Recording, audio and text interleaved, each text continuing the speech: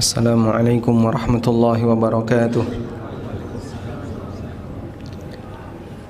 Alhamdulillah wassalatu wassalamu ala Rasulillah wa ala alihi wa sahbihi wa mawalah.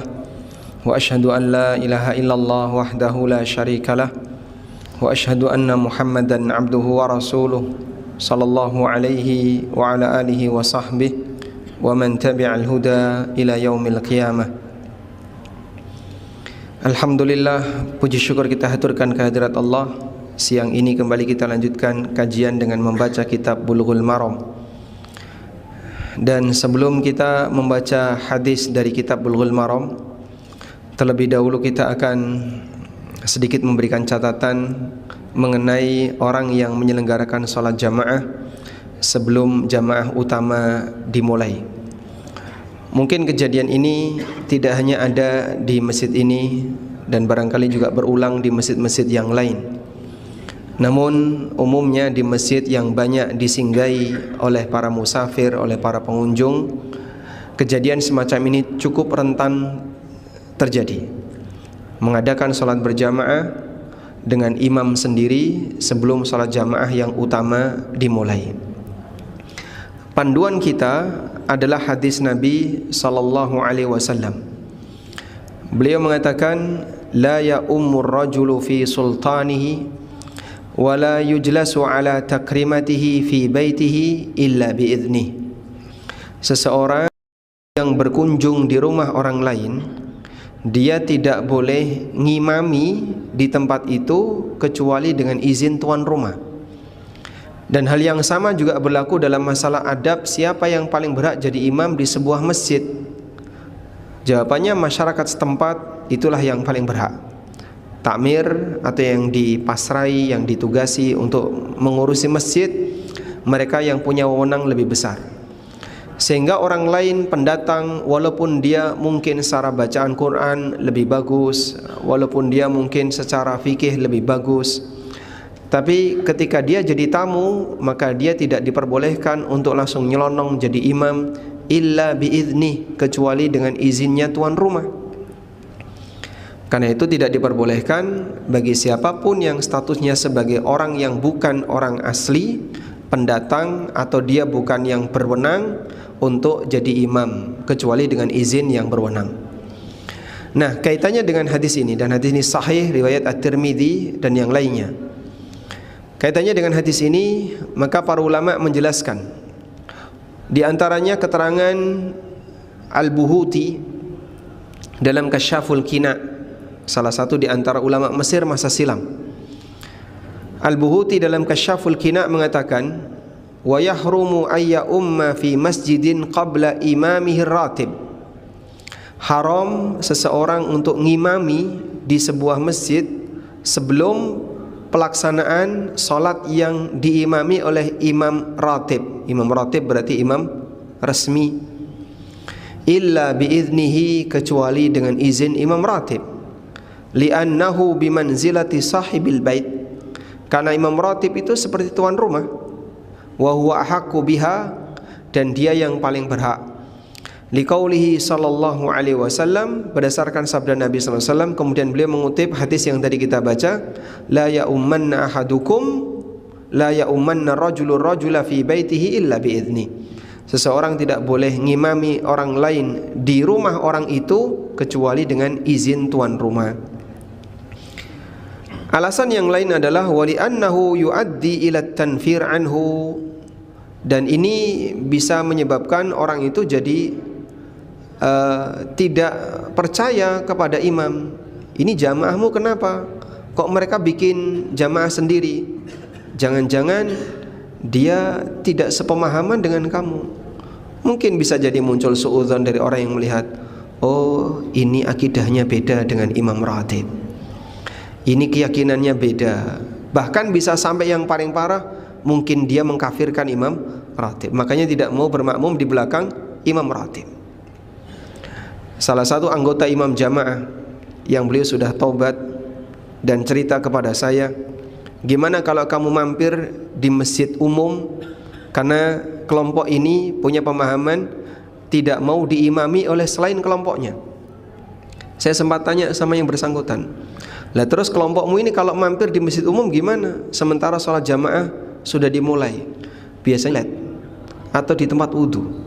Gimana caranya kalau enggak dia yang jadi imam? Dia akan sibuk di toilet, di tempat wudhu sampai lama, sehingga nanti begitu dia datang sholat sudah selesai, lalu dia bisa sholat sendirian. Salah satu contohnya seperti ini. Sehingga di antara fenomena kenapa orang tidak mau diimami oleh orang lain, itu bisa memicu suudzon demikian. Wa tabtulu faidatu ikhtisasihi bitaqaddum, dan fungsi imam itu ditunjuk untuk memimpin salat akan hilang ketika semua orang yang ada di masjid itu punya wewenang untuk ngimami. Sehingga yang di sini salat jamaah sendiri, di sini salat jamaah sendiri, akhirnya enggak karuan. Nah, edukasi semacam ini cukup penting ya. Sehingga kita menjaga kebersamaan kaum muslimin ketika mereka di dalam sebuah masjid. Salah satunya adalah tidak boleh ada dua imam dalam satu masjid. Termasuk diantaranya adalah ketika itu masjid sudah dikumandangkan azan dan nanti ada imam resmi, imam ratib yang ditunjuk atau yang mewakili, dan kemudian belum dikumandangkan iqamah, maka orang yang datang di dalam masjid itu dia tidak boleh sholat jamaah sendiri kecuali atas izin siapa? Imam resminya. Wallahu a'lam. Selanjutnya kita akan baca hadis di kitab Riyadhus Shalihin. Hadis yang akan kita baca adalah hadis dari Ummu Atiyah radhiyallahu anha, seorang sahabiat, sahabat wanita yang cukup terkenal, lebih dikenal dengan kunyahnya daripada nama aslinya. Ada yang bisa Ummi Atiyah? Siapa namanya? Nusaybah. Qalat, beliau bercerita, umirna an nukhrijal awatik wal khuyyad fil idain yashhadna al khaira wa da'watal muslimin wa ya'tazilul khuyyadu al musalla. Muttafaqun alaih. Hadis riwayat Bukhari Muslim. Kata Ummu Atiyah, kami diperintahkan untuk mengajak keluar al-awatik. Al-awatik, gadis yang sudah siap untuk nikah. Al-untha allati qarabatil bulugh, wanita yang sudah mendekati usia baligh, usia 9 tahun, 10 tahun, itu namanya awatik. Jamak dari kata atik. Wal khuyyad minal fil idain, termasuk juga para wanita haid. Dalam riwayat yang lain, wadzawatil khudur, dan wanita-wanita yang dipingit. Zawatul khudur, al khudur itu bentuk jamak dari kata al khidr yang artinya as-sitr, tabir. Maksudnya adalah para wanita yang mereka biasanya tinggal di dalam rumah sehingga jarang sekali keluar, dan budaya Arab seperti itu yang kemudian dilestarikan dalam Islam, sehingga para wanita dijaga dalam rumah. Semakin terjaga, semakin tersimpan, makin bagus. Nah, di masa silam bagaimana kondisi wanita-wanita semacam ini ketika sholat Id? Ummu Atiyah mengatakan kami diperintahkan untuk mengajak mereka keluar, bahkan termasuk wanita haid berangkat untuk menuju salat Id. Yashhadnal khaira, dan tujuannya adalah dalam rangka ikut menjadi saksi atas kegiatan kebaikan. Wa da'watal muslimin, dan dakwah kaum muslimin. Wa ya'tazilna al khuyyadul musalla, sementara wanita-wanita haid diminta untuk menjaga jarak dari tempat salat. Jadi begitu sudah kumpul semuanya di lapangan, maka yang wanita haid diminta untuk agak mundur, menjaga jarak dari tempat yang dipakai untuk salat. Baik. Muttafaqun alaih, hadis riwayat Bukhari Muslim. Kita akan membersamai hadis ini. Bapak Ibu yang dimuliakan Allah Subhanahu wa taala, Nabi sallallahu alaihi wasallam sepanjang pelaksanaan ibadah salat Id di masa beliau semuanya dilakukan di luar Masjid Nabawi. Masjid Nabawi ditinggalkan walaupun punya keutamaan khusus. Lalu beliau salat Id di sebuah daerah yang kurang lebih jaraknya 500 meter dari Masjid Nabawi. sebagai tempat Masjid Ghamamah. Itu Rasulullah sallallahu alaihi wasallam pernah beribadah lalu dinaungi oleh awan. Maka kemudian daerah itu disebut dengan daerah Ghamamah, sehingga masjidnya disebut Masjid Ghamamah. Rasulullah sallallahu alaihi wasallam salat di tempat itu. Ketika mereka jadi khalifah Utsman dan Ali, salat Idnya di sekitar itu. Ali sebelum memindahkan kepemimpinan ke Kufah, beliau salat Id di tidak jauh dari tempat salat Idnya Nabi sallallahu alaihi wasallam. Dan sekarang diabadikan, ada Masjid Ghamamah, ada Masjid Abu Bakar, ada Masjid Ali. Yang itu sebagai penanda dulu di tempat inilah mereka memimpin salat Id. Selanjutnya, pada saat mereka melaksanakan salat Id, kegiatan Id itu tidak hanya salat saja. Ada kegiatan yang lain. Apa itu? Mendengarkan khutbah.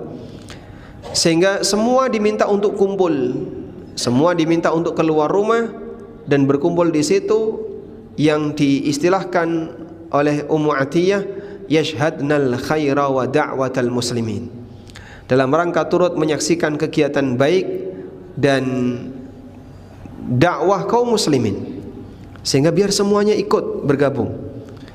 Maka ini menunjukkan pentingnya untuk turut bergabung dalam kegiatan berjamaah yang di situ ada ceramah, ada edukasi yang diberikan kepada kaum muslimin. Kemudian dari sini kita juga bisa mengambil pelajaran disyariatkannya para wanita untuk turut keluar dari rumahnya dalam rangka menghadiri salat Id. Dan dohir dari hadis tidak dibedakan antara al-ajais wasyabat, baik yang masih muda maupun yang sudah tua, dengan syarat bagi para wanita untuk tetap menjaga aurat, tidak mengumbar aurat, pamer aurat, menghindari segala bentuk fitnah ketika campur baur dengan lelaki. Sehingga wanita ketika berangkat sholat Id tidak boleh pakai parfum, menebar pesona, tabarruj dan seterusnya. Karena Id tujuannya adalah untuk ibadah, dan ibadahnya muslim itu ditata salah satunya dengan cara menutup aurat. Cuman kaum muslimin terkadang meniru non muslim yang berangkat ke tempat ibadah membuka aurat, pulang juga buka aurat. Ya, kita tahu ya bagaimana non muslim beribadah. Tidak ada agama yang mengajarkan menutup aurat ketika beribadah selain Islam. Dan itu bagian dari sopan santun di hadapan Allah Subhanahu wa taala. Wa khurujuhunna li salatil Idi sunnatun bisyartil madhkur, dan bagi para wanita yang berangkat untuk salat Id statusnya sunnah, dianjurkan dengan beberapa syarat yang tadi sudah kita sebutkan, dan statusnya tidak wajib. Karena di antara yang diperintahkan untuk keluar adalah wanita haid, padahal wanita haid tidak ikut salat dan tidak boleh salat. Dan penulis di sini mengatakan wala a'lamu ahadan qala biwujubiha 'alan nisa, dan tidak ada seorang pun ulama yang aku ketahui yang mengatakan, kami tidak mengetahui adanya seorang ulama yang mengatakan wajibnya salat Id bagi para wanita. Ya. Karena Nabi SAW merintahkan semuanya, bahkan sampai yang haid pun diminta untuk turut keluar rumah dalam rangka menghadiri salat Id. Tayyib. Nah, sekarang kita lihat di sini adab yang perlu diperhatikan tadi ya. Karena ini campur baur lelaki dan kadang berangkat itu nggak bisa dipisahkan, sebab mereka berangkat bergerombol keluarga-keluarga. Satu keluarga ada istri, anak-anak, suami istri, anak-anak, saudara laki dan perempuan, sehingga kalau dipisahkan tidak bisa. Maka dijaga sebisa mungkin agar ikhtilat tidak semakin parah. Setidaknya jalan masuk menuju tempat sholat dipisahkan, mana jalan untuk lelaki dan perempuan. Walhamdulillah, insyaallah secara umum seperti ini sudah bisa dilakukan, walaupun pelanggarannya masih cukup banyak. Di antaranya lelaki membuat shaf di tempat wanita atau di belakangnya wanita, padahal di depan masih kosong, hanya karena malas untuk mendekat ke imam. Nah, ini masalah juga. Karena itu tanggung jawab bagi panitia salat Id untuk merapikan seperti ini sebelum salat Id dimulai, sehingga yang laki-laki diarahkan, ayo maju mendekat ke depan sepanjang di depan masih kosong. Kemudian peringatan bagi para wanita untuk tetap menjaga jangan sampai buka aurat. Saya ketika khutbah Id itu menyampaikan sebuah hadis yang saya kira hadis ini cukup pedas, berisi ancaman bagi wanita yang buka aurat. Rasulullah sallallahu alaihi wasallam mengatakan, sinfani min ahlin nar lam arahuma. Ada dua jenis penduduk neraka yang belum pernah aku lihat. Hadis sahih riwayat Muslim. Lalu beliau ngasih rincian, rajulun ma'ahum siyat yadribuna bihan nas. Orang yang membawa cemeti, membawa pecut yang dia gunakan untuk mukul banyak orang. Dan tafsirnya adalah pemimpin yang zalim. Lalu yang kedua, wa nisaun kasiyatun ma'ilatun mumilatun. Nisaun kasiyatun ariyatun ma'ilatun mumilatun ru'usuhunna ka'asnimatil bukhtil ma'ilah. Wanita yang berpakaian tapi hakikatnya telanjang, megal-megal ketika lewat, di kepalanya seperti ada punuk unta. Ancaman yang diberikan Nabi SAW, la yajidna rihaha, tidak akan bisa mencium aroma surga. Wa in kana rihuha yujadu min masirati kadza wa kadza, walaupun aroma surga bisa ditangkap dari jarak yang sangat jauh. Saya kira mikrofonnya cukup kencang, sound systemnya juga kencang sampai di belakang. Selesai khutbah mereka lepas mukena, lepas jilbab. Ini wallahu alam, saya kira mereka mendengar tapi tidak tahu. Seperti itulah kira-kira kondisi umat Islam saat ini. Jadi mendengar hadis isinya ancaman, sepeser pun gak ada rasa takut. Dan itu salah satu di antara bukti ada yang belum maksimal di sisi iman. Kita ketika punya iman, mendengar janji dan ancaman akan tergerak. Ada janji seperti itu, aku ingin dapat. Ada ancaman, takut.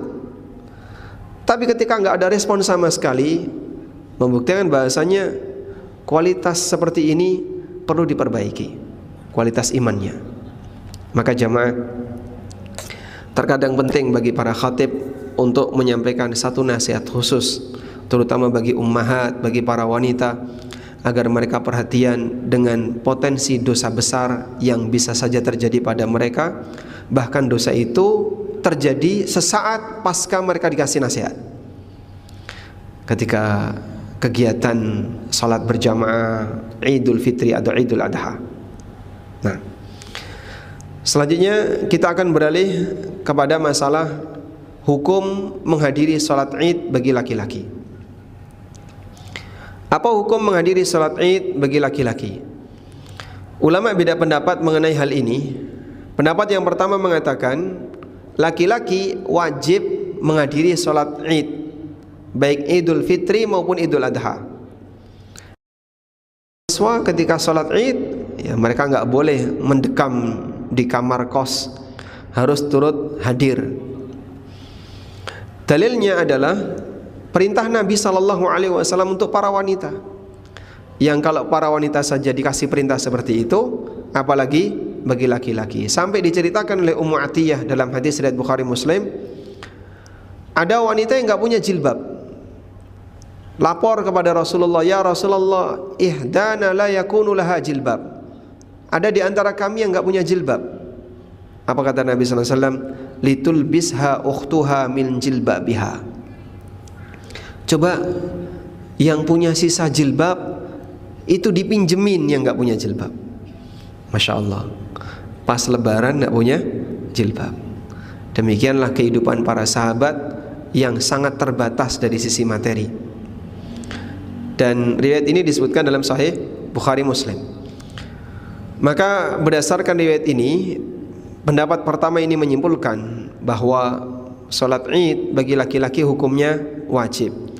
Dan ini merupakan pendapat mazhab Hanafiyah, pendapat Imam Ahmad dalam salah satu riwayat, pendapat yang dipilih oleh As-San'ani, Asy-Syaukani, Ibnu Sa'di, Ibnul Qayyim, dan Ibnu Taimiyah. Ini beberapa daftar ulama yang mengambil pendapat tadi, bahwa salat Id bagi laki-laki hukumnya apa? Wajib. Selanjutnya, pendapat yang kedua, salat Id bagi laki-laki hukumnya fardu kifayah. Fa idza hadaraha ba'dun nas saqatal itsmu 'anil baqin. Kalau sudah dihadiri oleh sekelompok orang yang cukup untuk pelaksanaan salat Id, maka yang lain gugur. Nah, fenomena ini sempat terjadi di negara kita saat pandemi kemarin. Enggak ada pelaksanaan salat Id seperti biasanya. Di lapangan enggak ada, masjid ditutup. Akhirnya apa? Ada yang tidak salat Id dan ada yang masih menyelenggarakan tapi sekupnya kecil-kecil. Sehingga cuma dihadiri 50 orang, dihadiri tetangga-tetangganya. Ya, hanya terbatas. Kurang lebih 2 tahun ya kita mengalami kayak gitu ya. 2 kali salat Id seperti itu. Terutama yang sesi pertama itu Masya Allah mencekam sekali. Semua orang tidak berani keluar rumah. Nah terus kalau seperti itu Pak kondisinya, ya memang kita sebut ini termasuk force majeure, kondisi kahar ya. Sehingga masuk kondisi khusus di mana bisa menghilangkan kewajiban. Ad-darurat tubihul mahdzurat, bahwa keadaan darurat bisa membolehkan sesuatu yang dilarang. Namun kalaupun ada yang masih tetap sholat walaupun dengan kelompok jamaah yang sedikit, cuman 10 orang, 20 orang, 30 orang, apakah itu sudah menggugurkan kewajiban sekampung? Jawabannya na'am, sudah menggugurkan kewajiban sekampung. Dan walhamdulillah dulu di depan studio ANB juga sempat ngadain sholat Id seperti itu, yang hanya dihadiri tetangga-tetangga. Ya kalau nggak salah jumlahnya hanya kurang lebih 50-an orang. Dan masyarakat juga waktu itu meminta, "Bu diadain," karena di mana-mana nggak ada yang ngadain. Akhirnya kita mengadakan walaupun dengan jumlah yang terbatas. Nah, berdasarkan pendapat ini, maka salat Id statusnya fardu kifayah. Upat yang sahih dari pendapat Imam Ahmad. Kemudian pendapat yang ketiga, bahwa salat Id hukumnya sunnah. Dan ini adalah zahir dari pendapat Malikiyah, Syafi'iyah, dan Imam Ahmad dalam salah satu riwayat. Mereka berdalil dengan hadis Ubadah dan hadis Anas, di mana dalam hadis itu ada orang yang bertanya kepada Nabi SAW tentang salat apakah yang wajib untuk aku lakukan. Kemudian Nabi SAW mengatakan, "As-salawatul khams illa anta tatawwa'a." Salat yang wajib untukmu hanya salat 5 waktu, kecuali kalau kau mau nambahi salat yang lain. Sehingga ini menunjukkan bahwasanya salat selain salat 5 waktu statusnya tidak wajib ain. Namun pendapat yang lebih mendekati dalam hal ini wallahu alam, hadir dalam salat Id statusnya sunnah muakkadah, sunnah yang ditekankan, sehingga sebisa mungkin setiap muslim dia jangan sampai tidak melaksanakannya. Lebih dari itu, ini bagian dari syiar dalam agama kita. Ini bagian dari syiar dalam agama kita. Selanjutnya, pelajaran yang terakhir dari hadis ini berkaitan dengan wanita haid yang ikut kegiatan salat. Nabi SAW tadi memberikan peringatan apa? Wal ya'tazilna al-musalla. Hendaknya para wanita haid itu jaga jarak dari tempat salat. Nah, berdasarkan perintah ini, maka sebagian ulama mengatakan kejadian ini di lapangan, bukan di masjid. Ini di lapangan, bukan di masjid. Sebagian ulama mengatakan ini dalil wanita haid tidak boleh menetap di masjid. Kalau sebatas lewat, masuk sebentar, lewat, boleh. Tapi kalau menetap tidak boleh. Kenapa Pak lewat boleh? Karena badan wanita haid itu tidak najis. Tapi mereka tidak boleh menetap sebab mereka sedang punya hadas besar. Apa dalilnya? Rasulullah SAW itu punya sajadah kecil. Beliau taruh di tempat imaman. Nah, satu ketika Nabi SAW berada di dalam rumah, nyuruh Aisyah untuk mengambilkan itu. Berarti kan harus masuk masjid untuk mengambil sajadah kecil tadi. Lalu Aisyah mengatakan, "Ya Rasulullah, inni hidtu." Ya Rasulullah, aku sedang haid. Kemudian Nabi SAW mengatakan, "Inna haidataki laysat fi yadik." Haidmu kan tidak di tangan. Haidmu tidak di tangan. Ambil saja, haidmu itu tidak di tangan. Dan ini mengisyaratkan bolehnya wanita haid untuk masuk masjid, tapi sifatnya hanya lewat, tidak boleh bertahan. Sehingga ketika di dalam masjid bagi wanita haid yang sifatnya hanya lewat tidak masalah. Nah, sekarang bagaimana kalau bertahan? Ada dua pendapat. Ada yang mengatakan boleh dan ada yang mengatakan dilarang. Di antara yang mengatakan boleh ini adalah pendapat Ibnu Hazm, dan ini pendapat Al-Muzani, salah satu muridnya Imam Syafi'i. Beliau membolehkan bagi wanita haid untuk menetap di masjid.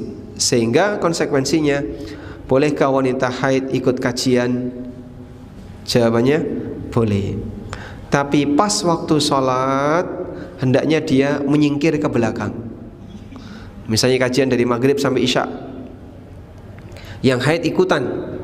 Nah, saat waktu sholat, wal ya'tazilnal musalla, hendaknya dia menyingkir ke belakang. Nanti begitu selesai sholat, dia bisa gabung dengan jamaah yang berada di masjid. Demikian yang bisa kita sampaikan. Semoga apa yang kita bahas menjadi ilmu yang bermanfaat.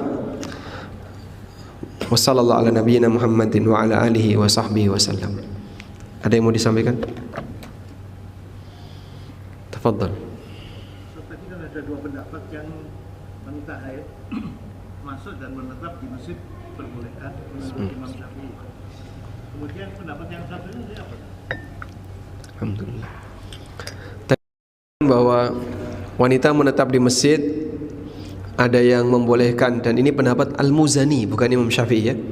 Beliau muridnya Imam Syafi'i, tapi bukan Imam Syafi'i. Pendapat satunya pendapat siapa? Jumhur, 4 madhab, melarang wanita menetap di dalam masjid. Sehingga konsekuensinya apabila ada kajian dan seseorang sedang haid, dia hanya boleh mengikuti via online, tapi tidak boleh hadir di masjid. Nah, Waalaikumsalam warahmatullahi wabarakatuh. Kemarin di Jumat saya mendengarkan khutbah dari seorang khotib menyampaikan dan menyayangkan beberapa khotib atau penceramah yang menyampaikan dalil perintah sholat salah satu dalam Al-Quran yang lengkapnya mungkin awalnya rumah itu yang penyampaiannya cuma inna sholatan al-masyarakat, yang depannya tidak disampaikan. Menurut beliau itu untuk menjadikan sholat mungkin bisa khusyuk atau dengan khusyuk yang terasa angkasa besarnya itu diawali dengan tilawah. Baik itu mungkin dengan sunat sholat sunat qobliyah yang biasanya juga tilawah Quran, atau khusus membaca sebelum sholat itu bagaimana. Terus kemudian beristidlal dengan potongan ayat itu bagaimana? Nah, baik, saya ulang pertanyaannya ya. Jadi terkait ada orang yang mengatakan kalau beristidlal dengan potongan ayat innas salata tanha 'anil fahsya'i wal munkar, hanya kutipan itu saja, ini istidlal yang kurang tepat. Seharusnya lengkap itu saja, ini istidlal yang kurang tepat. Seharusnya lengkap satu ayat. Kalau lengkap satu ayat, utlu ma uhiya ilaika minal kitabi wa aqimis salah innas salata tanha 'anil fahsya'i wal munkar. Sehingga beliau ingin memaksudkan bahwa makna salat bisa mencegah dari perbuatan keji dan mungkar itu jika diiringi dengan membaca kitab. Membaca kitabnya sebelum salat atau ketika salat? Sebelum. Berarti baca dulu kitab, baca Al-Qur'an dulu baru salat. Barulah salat itu berfungsi mencegah dari keji dan mungkar. Maksudnya salat qobliyah. Intinya pokoknya sholat dulu baru seperti itu. Baik. Yang menjadi pertanyaan, ayat ini apakah menunjukkan urutan demikian? Ayat ini menunjukkan bahwasanya urutan dalam sholat adalah utlul ma uhiya ilaika minal kitab. Baca dulu kitabmu. Wa aqimis shalah, baru setelah itu tegakkan sholat. Apakah menunjukkan urutan demikian? Tidak menunjukkan urutan demikian. Karena ini ayat ini menjelaskan dua amalan. Amalan membaca Alkitab dan amalan membaca amalan menjaga sholat. Bukan menjelaskan urutan. Maka mungkin secara zahiri ya, apa yang disampaikan oleh beliau kurang tepat dari memaknai wa dengan thumma. Kalau kalimatnya utlu ma uhiya ilaika minal kitabi thumma aqimis shalah, mungkin kita bisa katakan oh berarti setelah ini adalah ini. Contoh yang lain, wa aqimus shalah wa atuz zakah. Apakah kalau mau bayar zakat harus salat dulu? Kalau mau bayar zakat harus salat dulu? Ya atau tidak? Tidak. Jadi misalnya orang mau bayar zakat jam 11 siang, ntar dulu, nunggu sholat duhur dulu baru bayar zakat. Kita sepakat tidak demikian, karena wa di situ tidak menunjukkan makna urutan amal. Tapi ayat ini menjelaskan perintah dua amalan, amal iqamatis shalah dan amal ita'uz zakah. Itu mungkin yang lebih tepat. Wallahu a'lam. Kemudian makna bahwasanya sholat bisa mencegah dari keji dan mungkar itu ada khilaf di antara ahli tafsir. Salah satunya adalah bahwa sholat itu sendiri mencegah dari perbuatan kemungkaran. Maksudnya gimana Pak? Misalnya ada orang main PS atau nonton gambar yang nggak benar ya, nonton gambar yang nggak benar, sudah tiba-tiba masuk waktu sholat. Nah, ketika dia sholat, apakah gambarnya masih dibuka di depannya? Atau dia matikan HP-nya? Orang nonton misalnya, pokoknya isinya maksiat lah. Dia nonton yang isinya maksiat, lalu datang waktu sholat. Kemudian dia sholat. Saat dia sholat, film itu dimatikan atau tetap dinyalain? Pasti dimatikan. Tidak mungkin dia nyalain pasang di depan. Wah sayang ini kalau terpotong adegan ini nggak boleh hilang, nggak boleh tidak tertonton. Dia takbiratul ihram, HP-nya ditaruh di depan sambil menyala, kan nggak mungkin. Maka saat dia sholat itu pasti dimatikan.